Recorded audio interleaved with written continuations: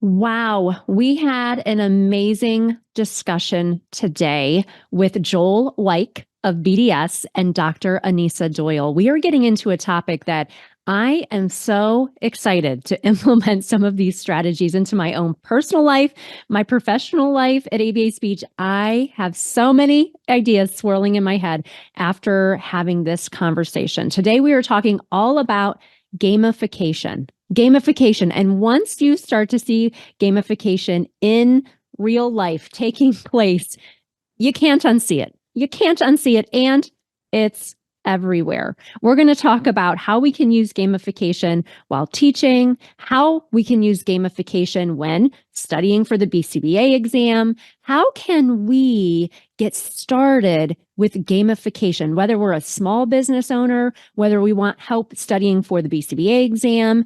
This is amazing information. And newsflash, this episode is gamified, but you will just have to listen to this entire conversation to understand what I mean.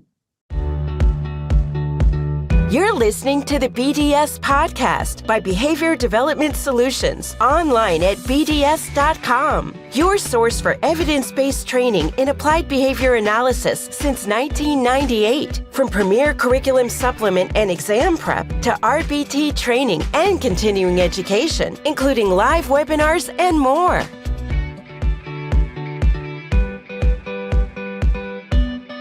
Welcome to the BDS podcast. I'm your host, Rose Griffin, and we have a really exciting show today, one that I am very excited to get into the weeds of all this information.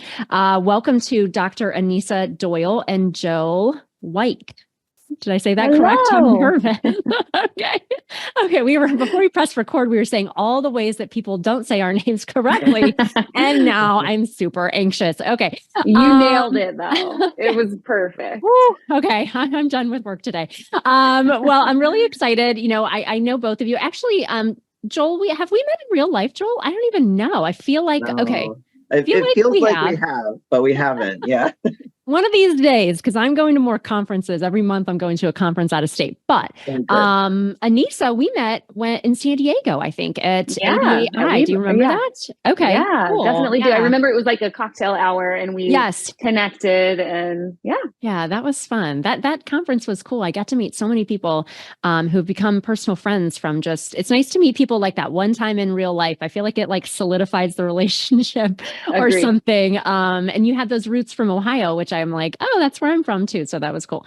Well, welcome to the show. I'm really excited. Today we're going to talk about gamification. And once you start kind of dipping a toe into like what that even means, you can't stop seeing it. It's almost like applied behavior analysis. Everything in my daily life, I'm like, oh, that makes sense. Oh, there's ABA. It's kind of everywhere. So I know that we're going to just start with a working definition of what is gamification. Like, what does that really mean? Yeah. Well, so I have my PhD in psychology, but my research really focused on the use of gamification to increase engagement. I specifically chose to kind of central it around trainings and learning, but it can, as you mentioned, like we will see it everywhere now as we are kind of diving into what is gamification. So just like a working definition is essentially implementing gamification components, elements, concepts into non-entertainment context. And so really the purpose behind this is to increase engagement with something that maybe people would not have otherwise seen as enjoyable. And I think especially as a bunch of behavior analysts, you'll appreciate this kind of background as well. Like the reason why gamification and a lot of the literature shows increased engagement is mostly because like we are clearly defining the goals. Like we as behavior analysts, we love to clearly operationally define objectives, goals. In any game that you see, the earning rules are so clear. Like it is very understandable what needs to happen for you to achieve whatever that task is. Constant feedback, immediate feedback with scorekeeping, scoreboards, leaderboards. You know where you're at. You know what your behavior needs to exhibit in order to like reach that goal or that objective. And just a lot of frequent and authentic feedback as well. I don't know if Joel, if you have anything else to add as far as the working definition, but it's essentially just using it in non-entertainment context. Yeah, I don't have anything to add as far as a working definition, but I would echo what Rose was saying, where once you start looking, you see it everywhere, whether it's every app or software that you use or store that you go shopping in, reward points, coupons, it's really everywhere. And the point in my life where I first encountered this was as a young kid when we got our first computer. My mom purchased Mario Teaches Typing. And this is my favorite example because learning how to type is not the most fun process, right? Mm-hmm. But in this context, your act of typing out the letters and words that appear on the screen move Mario through the levels, and it accelerates in speed and complexity from just the home keys all the way up to using numbers, etc. And I had so much fun. I didn't feel like I was learning, but I was. And I'm quite a proficient typer as a result of that. And so that really led a bedrock for me to know that learning, maybe not in all cases, but if it's possible for learning to be more enjoyable or even fun, that's a worthwhile goal to pursue, because then more learners will achieve the goal if it's enjoyable, right? Yeah.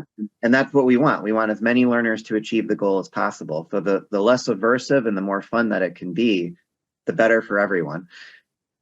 100% agree. And I know we did like a pre-conference chat, and I can't remember what you said about my Orange Theory example. Orange Theory is a workout that I did for 5 years. I feel like, I don't know. It was great. I'm too old now. I do Pilates reformer, but a big thing of Orange Theory, which I thought was very tied to our science, and maybe it's gamification, is, I don't know, have you ever taken an Orange Theory class, Anesa? I have not, but I have heard about it, and it is layered in both behavior analytics science and gamification. But again, I think there's so much synergy between behavior analysis and gamification. And it's like, why does it work?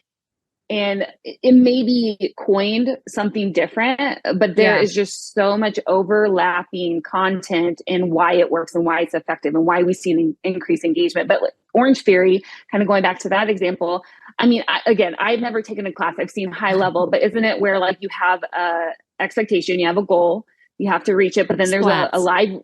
Okay. And then there's a leaderboard as well. Yeah. So no, this is what's interesting though. When I started Orange Theory, it's a very intense workout. If you're not aware of what it is, just like a very popular, brand here in the United States. Well, it's all over actually. Anyway, you wear this armband, which I thought was required. And once you wear the armband, then there is a board, and everybody who has an armband, their name is on this board, and it shows you, are you in the gray zone? Are you in the green zone? Orange is where you earn these splat points. And you're right, there is this range of like, I can't remember if it's like you need to get 12 splat points, but it's really genius. So you're in the zone, you can see what color you are, all this stuff. And then after your workout, there's an app, and then you get to see a review of your workout. And if you're really neurotic, like I used to be, you can go back and see some of your old workouts. But the genius part of this is that people who are so excited about Orange Theory, which is a good community building kind of healthy place, people will take that screenshot of the splats and then they post it on social media. And it's like, this is a great marketing idea, and it makes the person feel like they've accomplished something. Now, my armband broke at one time. I actually got really anxious. You don't have to wear the armband. And I didn't like to see my name up on the leaderboard. I actually didn't like that. So I'm like, does this really work for everybody? But I'm sure for the majority of people, they're excited to see their name up there. They want to get all the splats. They want to burn the calories. And it's interesting that you've heard of that, not taking a class, but that it just has so many of those principles. And then with the marketing of people sharing it on social media, I'm like, oh my gosh, this is a great idea, right? Yeah. Well, I think you made a really good point there, and similar to what we know in behavior analysis and confirming the MO, and everyone has different reinforcers.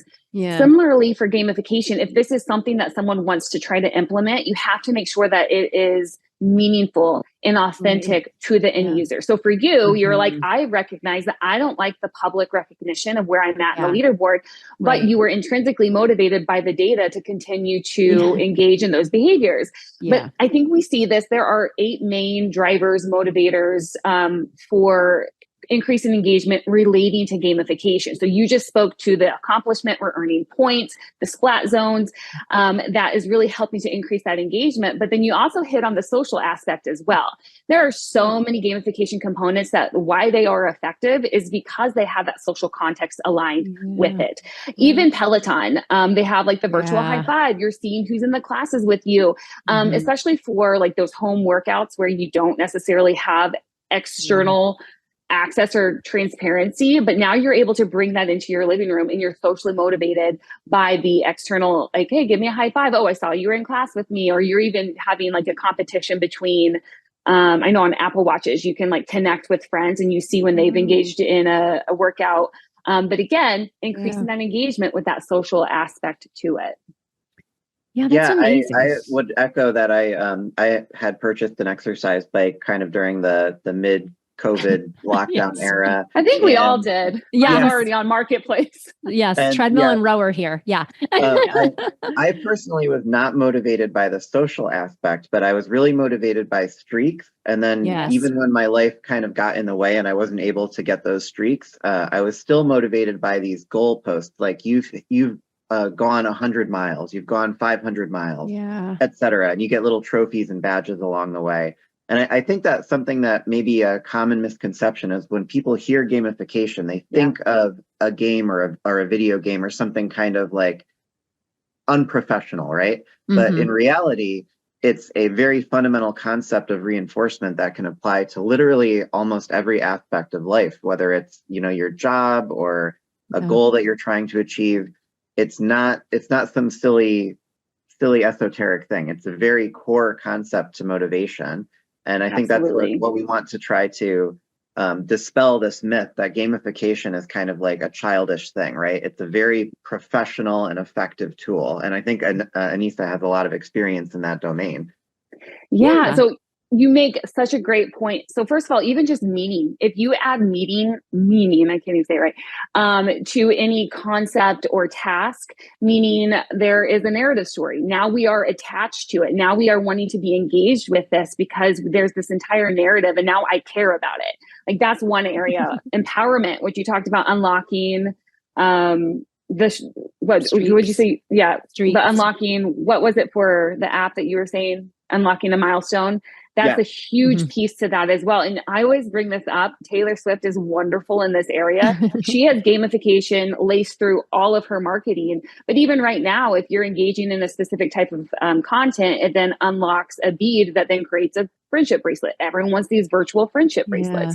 But again, increasing that engagement. We talked about the social influence, avoidance. So like with streaks, I did Duolingo for almost a year.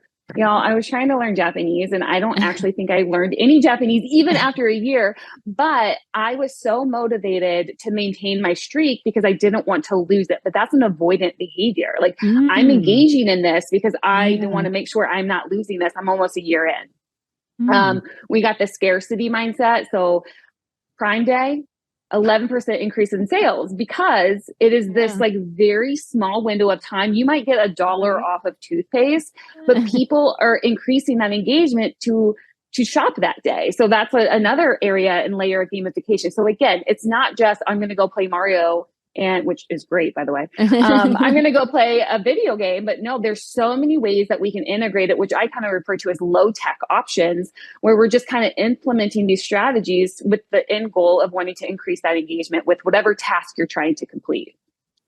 Anesa, I can't remember the name of the app, but there's it might be genius.org or something like that, but it's a science education app. And I saw recently that they modified their streak methodology where if you do a little extra work on one day, you can basically earn a streak for the next day if you skip Perfect. it. So they're trying to kind of account for people who find streaks very meaningful, but maybe can't make it every single day. And how do they account for that mindset, right? So that they can feel like they're keeping up, even though they may not be able to do it every single day. Which is and I also want to quickly mention too that to the topic of this podcast, we have a very kind of low-key gamification element that we're going to be implementing. So listen on. About halfway through, we're going to drop a keyword, and towards the end, we'll drop a second one. And there will be a link in the description. And if you catch both keywords, you'll be able to unlock some gamification related resources that Anesa has put together.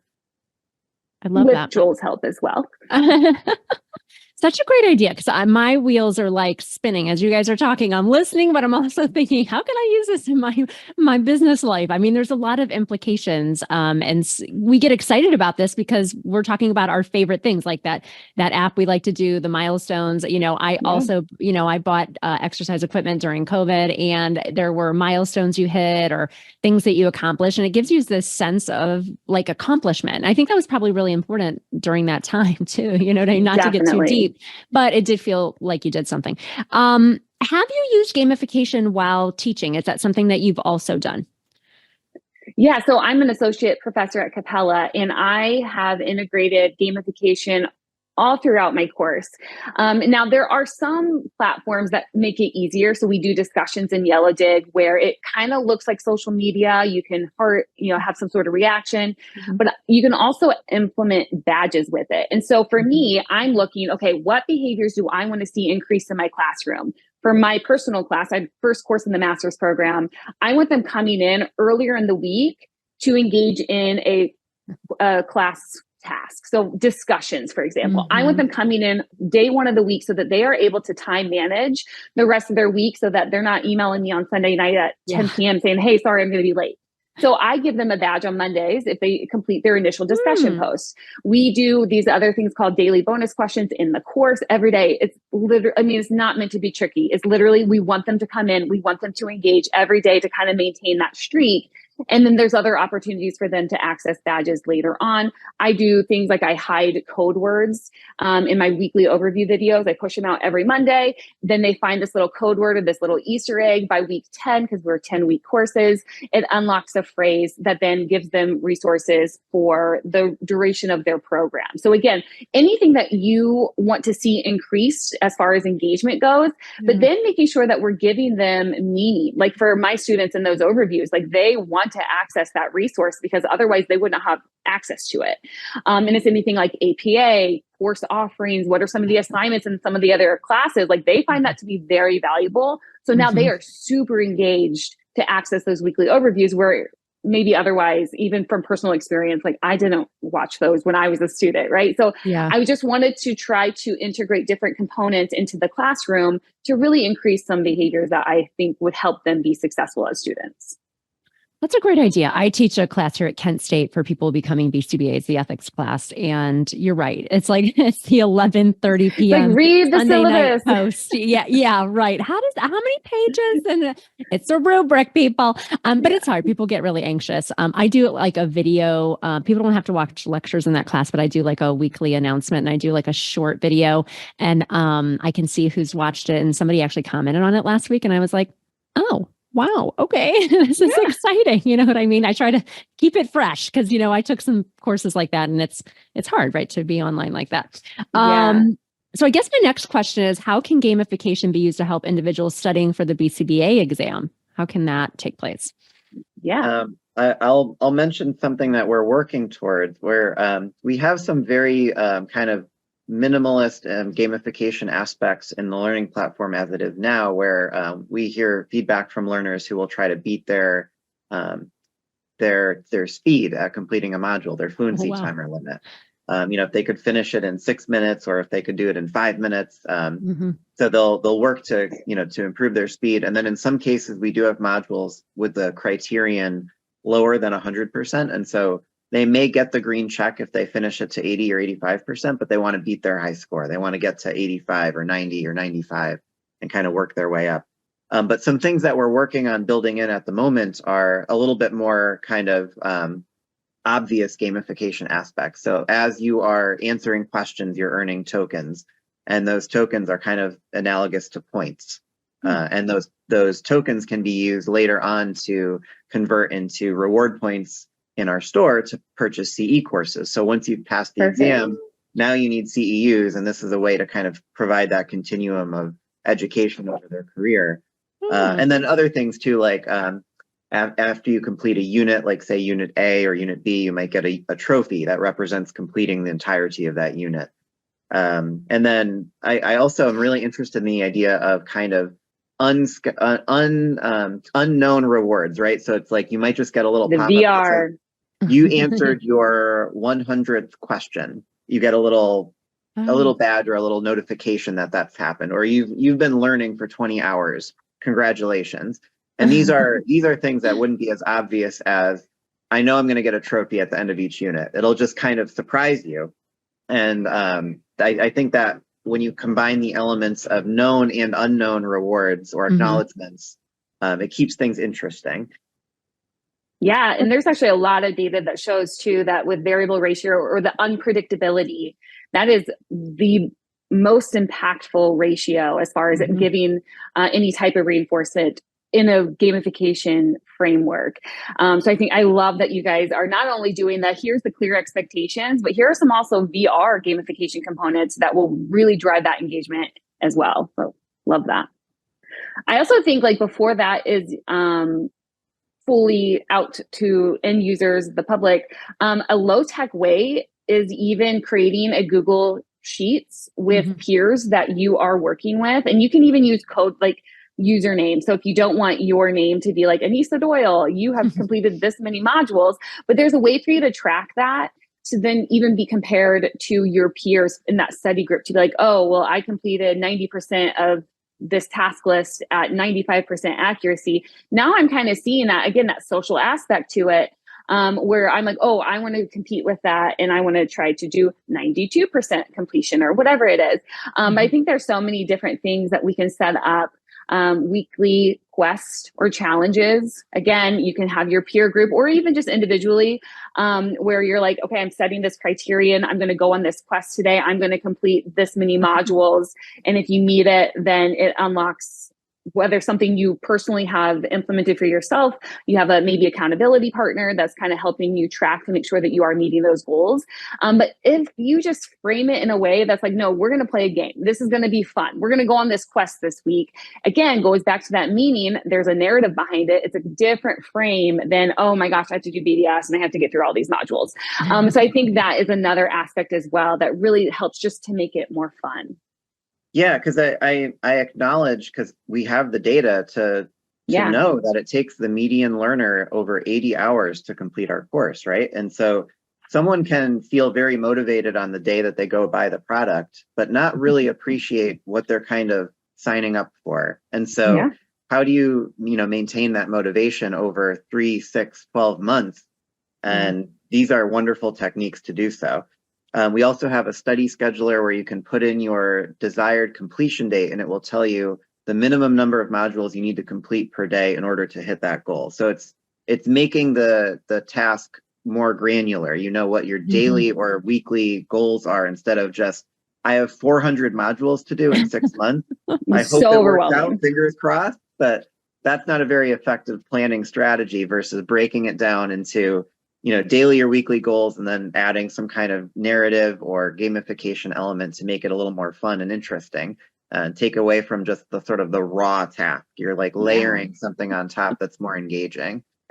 Well, and I think it can be more individualized as well, because as we all know, if you are engaging in this test prep for a year, life happens. You might have a season of your year where it is just chaos and you may not be able to put as much into it, but being able to adjust those weekly goals based on what's going on while still maintaining the progress, I think that also helps with that engagement with the task, because it's achievable. Because as you said, like, oh, you have 400 modules and you're like, oh, that feels like a nope on a rope for me. But being able to adjust it so that you are accessing and meeting the criterion for success, I think is critical as well.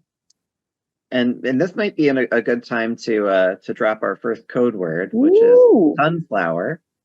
SUNFLOWER, sunflower. So go to the meeting notes. So go into the meeting notes. There's a Google form.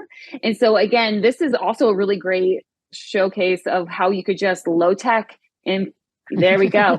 Sunflower, but go in, answer the first question. And if you get it correct, it will bump you on over to access the badge. And then you will hear out for our second one later.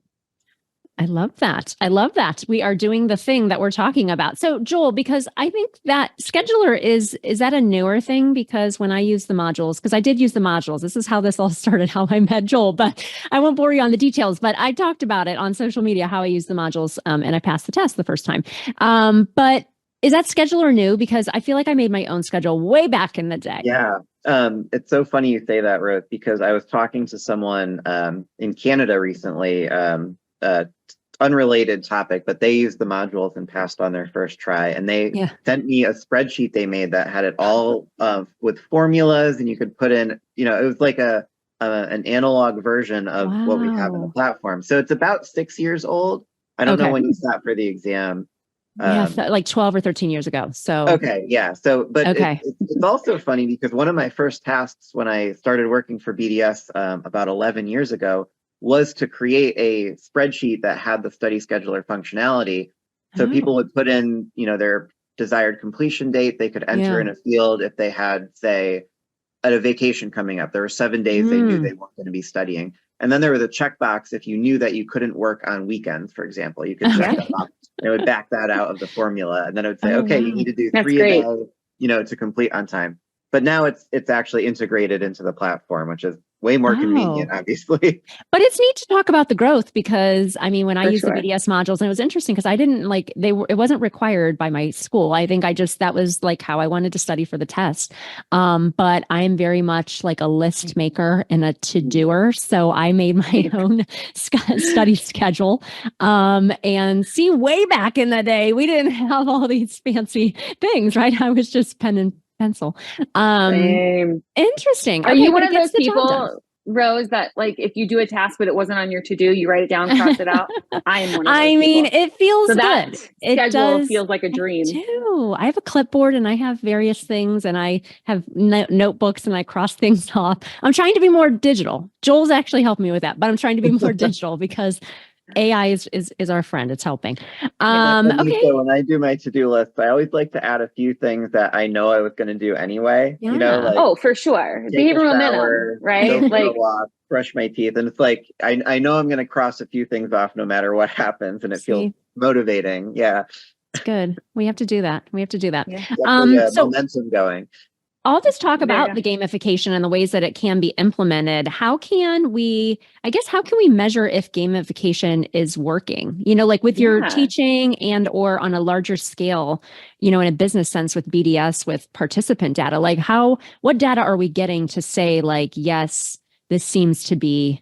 Maybe for you, Anesa, it's like discussion posts that are on a Monday. I teach class too. So it's like respond to 2 peer posts. And there's no peer posts yet. And it's Thursday, But when you incentivize them to go in on Monday, then everyone all throughout the week they have access to viable posts. So for me, I truly treat it like I'm targeting a behavior. So I'm seeing, okay, what behavior do I want to see increase? What is the function? What's maybe some of the hang-ups? So kind of going back to the discussion example, I wanted them to come in so that they were getting engaged with the class earlier on. So I was like, okay, my pinpointed behavior is early discussions.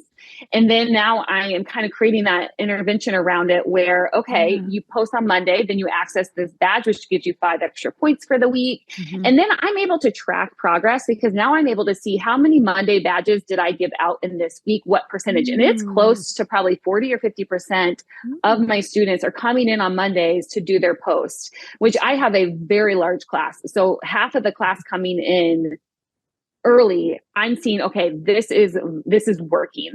Additionally, when I'm doing my weekly overviews, everything can be tracked. Again, this is going back to, I want them to come in contact with the course materials that week. I want them to know what we're doing. So I need them to come in and watch these. So now I'm able to see, well, who did all 10 weeks and who is accessing this resource. So now I have those metrics as well as far as percentages go for efficacy of this type of gamification. So I would say anyone who's wanting to maybe dabble, treat it like we do a treatment plan and we're identifying our target behavior. What are we wanting to see? And then how can we authentically integrate some of these gamification components? Because again, it has to be meaningful for those end users for it to be effective and for it to show that we're going in the right direction.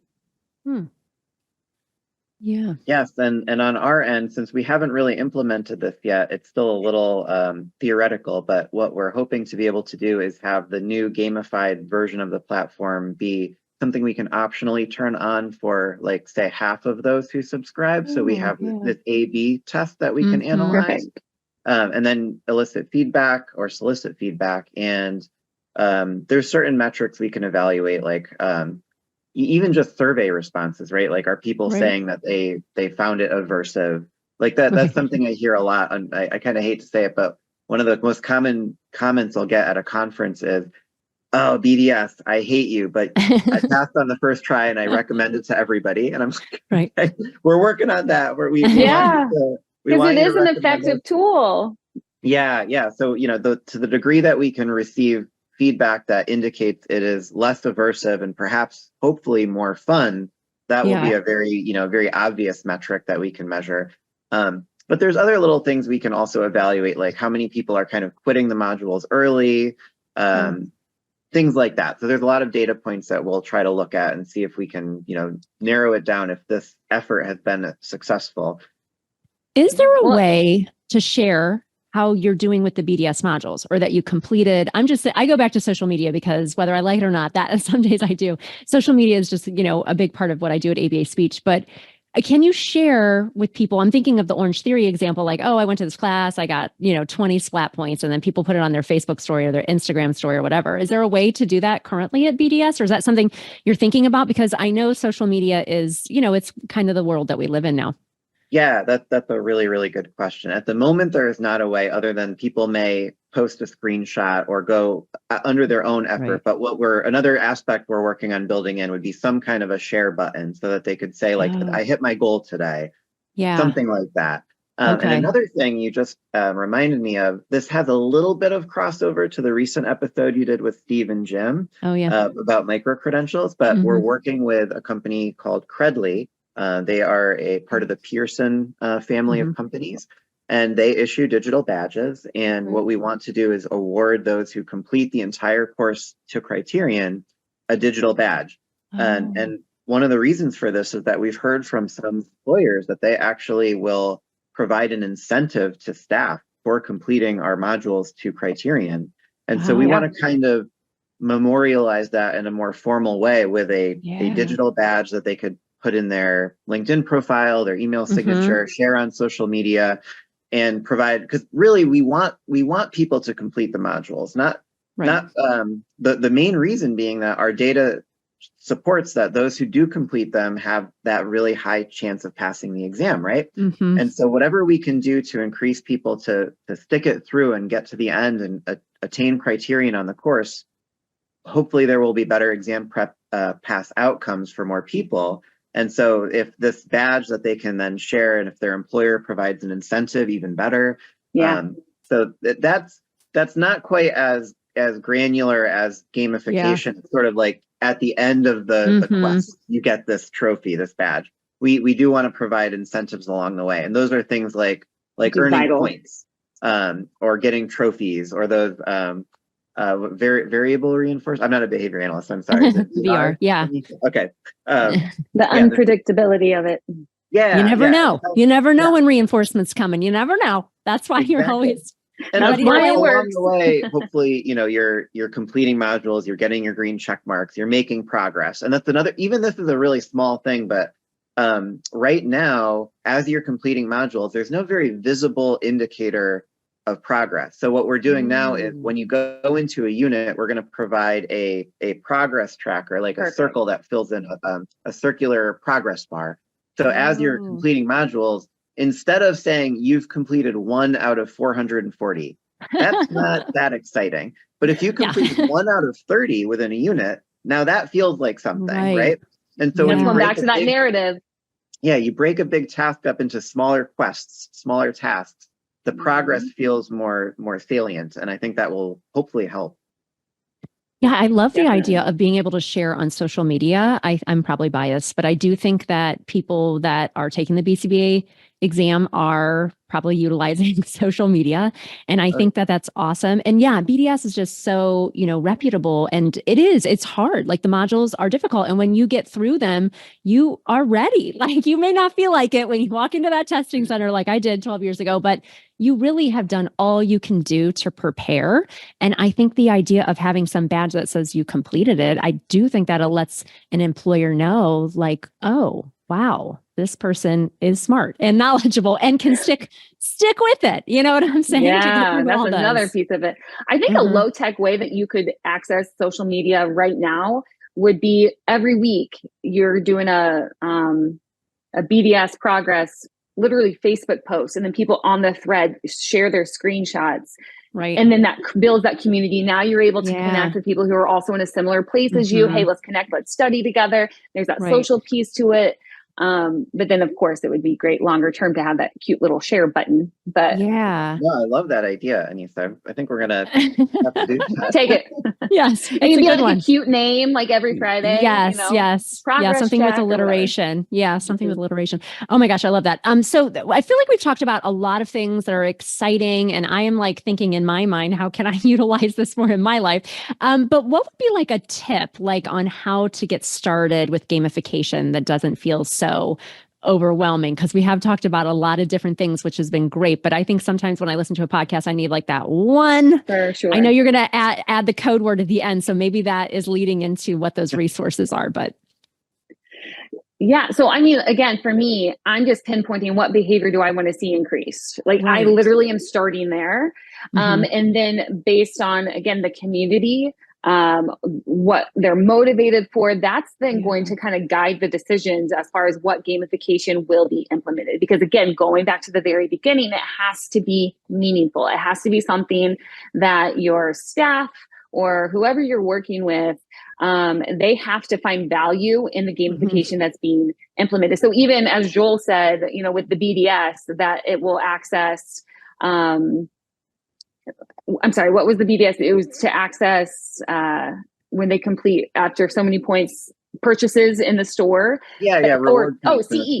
That is huge in our field to be able to access free CE. So again, pinpointing, okay, what do we want to see increased for BDS? It's increasing the completion of the modules. But what is someone in this community, what would they find extremely valuable? Oh, cool, CEs, whether it's discount, whether it's free. And then another component to that is you guys have a huge profile or library of CE. So now it's choice as well. So they're coming in, they access this reinforcement. Now they have a menu of reinforcers of something that would be valuable to them. So I think pinpoint what behavior do you want to see increase? What would be valuable and meaningful for that community? And also having options for what that access to reinforcement would look like. Because I mean, I will do anything for a free t-shirt, but I understand you all maybe wouldn't, right? Maybe a gift card is your thing, or maybe you want to choose your own schedule for a month because you completed this metric. So again, going back to kind of surveying and maybe even sending a preference assessment out, like what would you find meaningful? What is reinforcing to you? Because again, we have all of this knowledge and understanding what is a preference, what is the motivator. But sometimes I think we forget that we can implement that with our staff as well. So what do we want to kind of move forward, and how do we want this to look? I think it's really important too, Anesa, that you emphasize the meaning of having sort of choice or options and what the reinforcers are. Because going back to my experience with my exercise bike, when I first started, the sort of social aspect was interesting. And then after a few weeks, I was like, I don't care what anybody else is doing. This is actually intimidating me because I'm like, I'm at the bottom of the rung here. And then it was more about streaks. I wanted to have a daily routine. And then as life kind of got busier, I couldn't maintain the streaks. So that stopped reinforcing me. But then it was those milestones, right? Like I want to go for 1,000 miles. I want to hit 2,000 miles. And so there's something for everyone. And that's what's what makes it really generalizable to a large audience. You don't want it to be for the competitive person only, right? Or the person who's obsessed with a daily streak only. You got to have a little something for all the different folks that are out there using your resource or going through your plan or whatever it may be. And I even consulted with an agency. They were wanting their RBTs to follow through on certain behaviors that they were seeing that were not meeting the minimum threshold. And so what we did is we identified, okay, clocking in on time, finishing session notes, whatever it is. But then we kind of had a criterion as well. So if they were at 80%, it would unlock this level or this tier of reinforcers. And then, okay, if you're at 90, it's a higher tier, better reinforcers, and then so forth. So again, we're trying to get everyone in to access that reinforcement at a place that this seems feasible to them. But then there's also that ingrained competition of, oh, well, hold on, like I want this level. I want to be able to choose from this level. And so we kind of did like a leveled gamification access to unlock resources, just trying to increase some of the behaviors that we are seeing that were not where we wanted them to be. Interesting. I love it. I mean, so again, so low many tech. ideas. Like we don't have to like go get a developer. Right. We don't have to like create Right. anything. And I think again, going back to, I think sometimes gamification is misconstrued to be like, oh, I'm going to have to sit in front of a video game to integrate any of this. Not at all. We can literally push this into any area that you feel like could benefit with increased engagement. I love that. That's such a great idea. And I think people listening in will probably, I have a million notes jotted down here, but in our own lives, whether it's your personal life or your professional life or you own a business, I think there's just, I think we're just scratching the surface here, or we're doing nothing, or we're just scratching the surface because there is so much engagement that can take place. And we see some of these bigger businesses or, Taylor Swift that's kind of like utilizing the science. She's figured it out. Yeah, she's figured it out, people. Let's go. I'm excited. This is a cool conversation.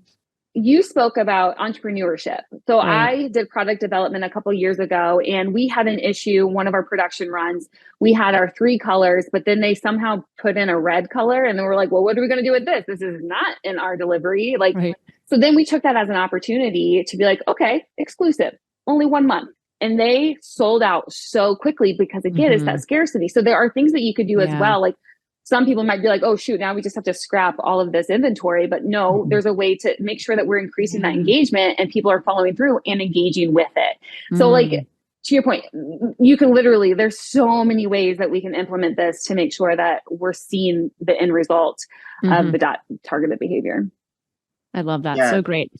I would say, kind of to your point, Rose and Anesa, we have really just barely scratched the surface. But I hope that if nothing else, what whoever's listening may take away is that there is opportunity to improve results in pretty much any endeavor that you're undertaking. And gamification is probably a useful tool to pursue. And hopefully, when you hear our final code word, we can point you towards some resources that may kind of send you down the rabbit hole of doing your own research and getting out of that sort of myopic view that gamification means a video game, because it's an unfortunate term, I think, because it has some baggage, but it's really so much broader than that. And like Anesa was stressing, it need not be high tech. You don't need a bunch of programmers. These are things that are just principles that influence behavior and provide reinforcement that we can follow through and integrate into almost every aspect of business, personal life, behavior plans, etc. Yeah, very exciting. Well, I'm personally feeling very motivated to integrate this, and I will touch base with you when I do.